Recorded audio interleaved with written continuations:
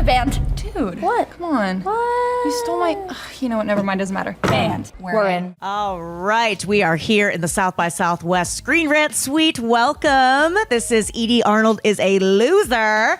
How are we feeling? How we doing? We premiered last night. How'd it go? Hey, people were laughing. And it's a comedy, so we want them to laugh. It wasn't like they It's were a drama. It's a really sad drama, and they were laughing. No, so I think it went well. It seems like it went pretty well. Yeah, I mean, I feel like correct me if I'm wrong, this is like a pretty new experience for you guys. So just tell me a little bit about, sitting with an audience, the big premiere. Like, what did you expect versus what happened? It's a completely new experience. So I honestly didn't really have any expectations because I just had no idea what to expect. But it was so cool getting to sit with an audience. And yeah, like everyone was laughing. People seemed to really love it. And a lot of people told me afterwards that they did. So I think it was just the best it could have gone for me, at least. Yeah. No, when when the trailer started, Addie and I were like, this is like a real theater. Like this is like that's me. Like it was crazy. It was so cool. Definitely. Same. Yeah, I mean, honestly, this is kind of crazy. Doing press, this is our first time doing this, and this whole experience, it's a bit overwhelming, but it's also so exciting to be participating in all these things that we've been following for so long. Also, it's just really nice to see the movie. It's the biggest and the loudest that we've seen the movie, and it was just such a joy to be like, oh, yes, I knew it was going to be good and big and loud. Yeah, I mean, it's so great, by the way. I loved it. It was so fun. And I felt like, it felt like there were some influences there, and I'd love to hear about what some of them are. For sure. I think that the one that people keep saying that is pretty apparent in the editing style is Edgar Wright, Scott Pilgrim kind of stuff, which that's definitely an influence. We just came up on his stuff, and so it's in our blood almost. And then I think there are some subtler influences. For me, there's a movie called Detroit Rock City. Yeah. That is a big influence on it. It's a stylized, weird music comedy. That's a big one for me. Yeah, another big one is anything with the Coen brothers. Because of the nature of our production, we shot in 10 days. We were doing so few takes or so few setups, and so we're trying to figure out how to cover as much as possible in very little shots. And so a lot of the times it was wide lenses, people really close to camera, kind of weird framing, and so that was really fun. Yeah, I hate to be Steven Spielberg was a big influence on this movie, but in the blocking and everything, we were okay, how can we get how much can we get out of one, just setting the camera straight and then our characters blocking and making the shots within it. So that was a big one for us. Yeah. 10 days? Yeah. We keep saying that it's a production schedule we wouldn't wish on our worst enemies, right? Yeah, it was a lot. That is wild. Oh my gosh. Okay, so just tell me, people are going to be seeing this for the first time, so just tell me a little bit about who the characters are and what their relationship is. Yeah, so I play Edie, who is the protagonist, I guess, of the film. And she is just a shy, timid girl who goes to Catholic school. And her best friend, Frances. Frances is this really big, loud character. She's almost like if Miss Piggy and Animal were in a blender. That's kind of her energy.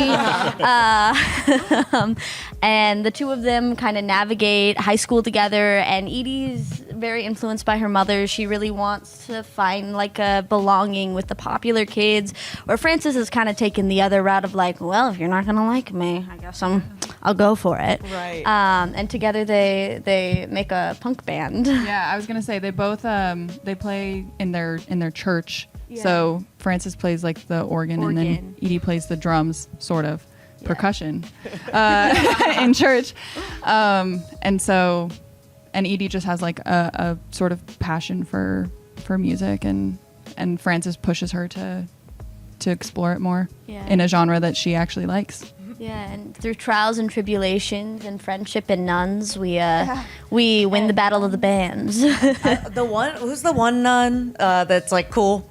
Sister Sheena. She's the best. I love Sister Sheena. Sheena. As someone who I went to Catholic school, this is a very healing movie for I was me. gonna say, how are you then? Are you okay? No. Yeah, same. It really sticks with you. Yeah, it sure does. There's so many things like, and I'm like, oh, I just realized that was a Catholic school thing, and no one else did that. That happened a lot on our production because Kade obviously didn't go to an all-girls Catholic school, and there were things that I would just say. I'm like, yeah, and then obviously this, and he's like, what? What was one? You were like, what's a chapel? Yeah. The church is different from the I chapel. was like, yeah, and I was chapel's like a what? little church Yeah. where you just do like littler church stuff. I don't know. Yeah, you light like the candles in there. Yeah. And there's also a punk influence here. Tell me a little bit about that. We are at South by Southwest where those things are intersecting, which must feel pretty cool to have it here. But tell me some of those punk influences that are in the film. Yeah, totally. Well, a big one for us, it was huge that we were able to get music by X-Ray Specs. It's like a band that is just like legendary. And we knew that if we were going to do a movie that like had any sort of punk sensibility, we wanted it to feel authentic, and we wanted to like just showcase music that's really like part of the genre in like a very real way. And so we reached out to the daughter of the lead singer of X-Ray Specs, and she loved the movie, and she was like, yes, you can use the songs. So that was a big one for us. But yeah, we love punk music, and we feel like it's that like rowdy DIY ethos is like really important to like finding yourself when you're young, but then also like finding your voice as an artist was very big for both of us. So it's very... Yeah, and it also just crossed over into like the making of the movie because it was so low budget and so just like scrappy and DIY. I think we like really embraced the punk nature, and that like comes across on screen in a way that, I mean, I don't know that like it was necessarily intentional, but like as it's coming together, it's like, oh yes, this is also like the movie's like about punk music, but also it's just kind of a punk movie. Yeah, totally. It's like very scrappy and DIY and getting it done however you can. Yeah. Yeah, very cool. And the little animations are so cool too. Like really. Megan hand drew all of those Are you herself, serious? frame by frame. Yeah. Spent months doing it. Yeah, my eyes were like going cross-eyed by the end. I was just like on my iPad for months, like scribbling it. Oh my God. I love.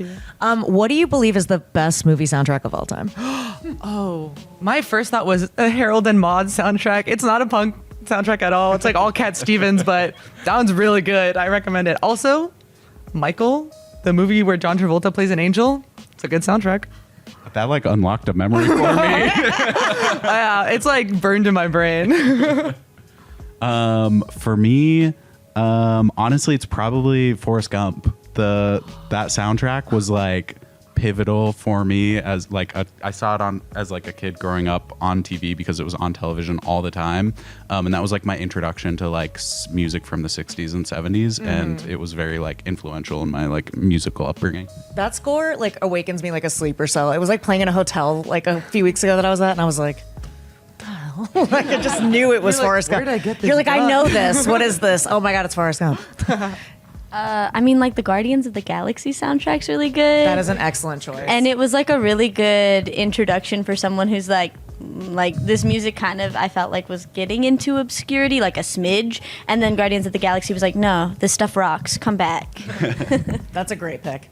I don't know if any of you know this movie. It's like Aardman Studios, but it's called Pirates, a Band of Misfits, or also Pirates in an Adventure with Scientists. It's like a little claymation film about pirates. And that soundtrack is like so good. I'm obsessed with that movie, and nobody knows about it. I was gonna say I've never even heard about this. Yeah, well, we're watching it later. We're all watching it later. No, I love that. Is there anything about the film I have not touched on that you want to stress or express to the audience before they see it? Yeah, well, something that's really exciting for us is like, because it's a movie about high schoolers, we wanted everyone to look like high schoolers.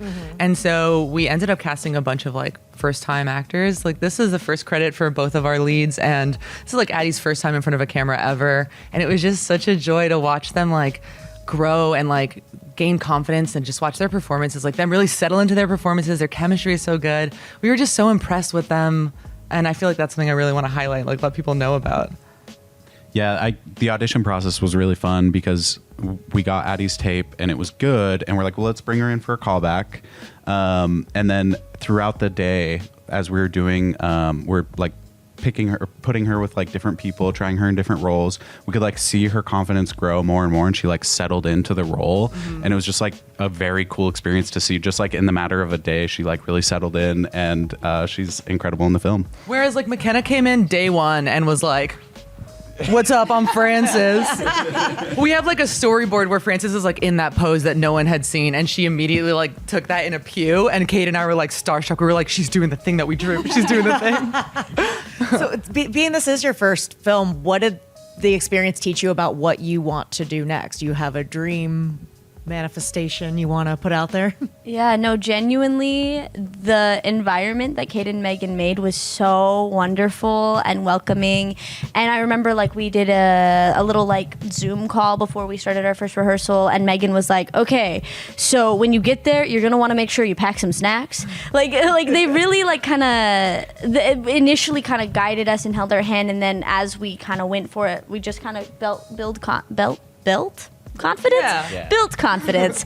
And it really just solidified that this is what I want to do. Like, I haven't felt as happy or fulfilled as being on the set with everyone, working with everyone, and acting. Yeah, no, same for me. Like, I remember, I think I've told all of you guys this, but like, it truly felt like magic. Like, I don't know. I dreamed of being an actor as like a little kid, like most little kids do, and it felt like so unattainable. And then it was like being on the set, it's like, oh yeah, like I can do this, and also this is why people do this, and this is why people love this. Like it just like truly was the perfect first experience, I think, ever. Well, congratulations all of you on the film. Thank you. This is awesome. And yeah, enjoy the rest of the festival. Thank you so much. Thanks.